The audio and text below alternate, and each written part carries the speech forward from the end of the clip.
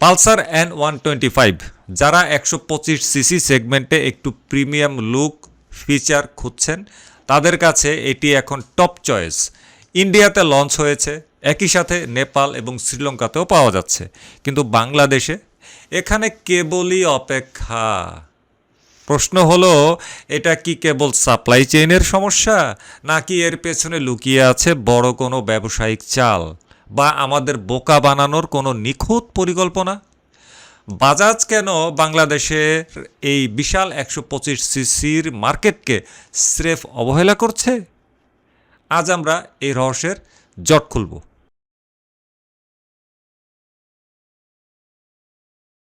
একটু পেছনে ফিরে তাকাই। না, ইতিহাসের পেছনে আর কি।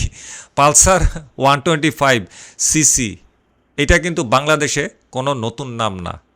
গত বেশ কয়েক বছর ধরে বাইকাররা এই বাইকটার জন্য অধীর আগ্রহ অপেক্ষা করছে। হাই রে আল্লাহ, আমার ভিডিওর কমেন্ট বক্সগুলোতে পালসার 125 নিয়ে যে কত হাজার কমেন্ট পড়ছে আমি বইলা বুঝাইতে পারবো না। ইন্ডিয়াতে পালসার 125-এর কতগুলো ভ্যারিয়েন্ট আছে জানেন? নিয়ন, কার্বন ফাইবার, তারপরে স্প্লিট সিট, তারপরে মাঝখান দিয়ে কাটা সিট, আবার বলে সিঙ্গেল সিট, আবার বলে রেগুলার ভার্সন, আবার বলে প্রিমিয়াম ভার্সন, মানে অভাব নাই।